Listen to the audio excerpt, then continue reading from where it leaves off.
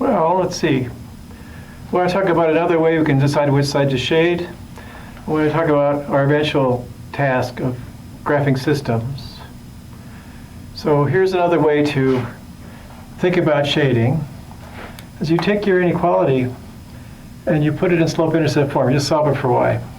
Minus 5y bigger than minus 3x plus 15. Then I'm going to divide through by minus 5. That's going to make this sign turn around. Minus 3 over minus 5x and 15 over minus 5, like that, which is y is less than 3/5 x minus 3. So this line is y equals 3/5 x minus 3. It says the y's we're allowed to use have to be smaller than the ones that would be on the line. The y's that we use would be smaller than the ones that would be on the line. So if you're on the line, you'd be equal to 3/5 x minus 3. The y's have to be less than. Less than for y's is shading down. So we just shade down like this. So that explains why you're just shading on one side.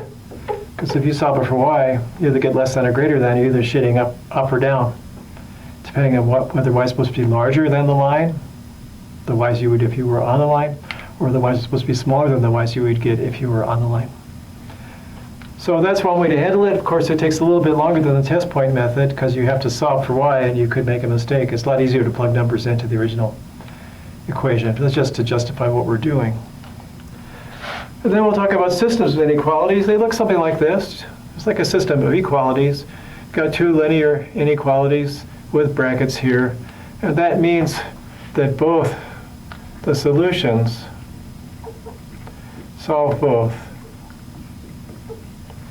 When you have the system, the solutions solve both. So what are we going to get here? We're going to draw we're going to draw a couple inequalities. Oh, maybe we'll make that one the dotted line, since it's like that one. Maybe it's a dotted line, maybe it's a solid line, depending on what kind of inequality it is. Maybe we shade up, maybe we shade down, we don't know. So you get one like that, and maybe you get another one coming along this way, like this. If you drew both inequalities on the same set of coordinate axes. The solution set will be the intersection of the two solution sets. So the graph will be the intersection of the two solution sets. What is that? How does that show up on the pictures? As we choose the doubly shaded region. So it has to have two marks in it. So it's in here. It's all this stuff here, where you've shaded it twice, is your solution set.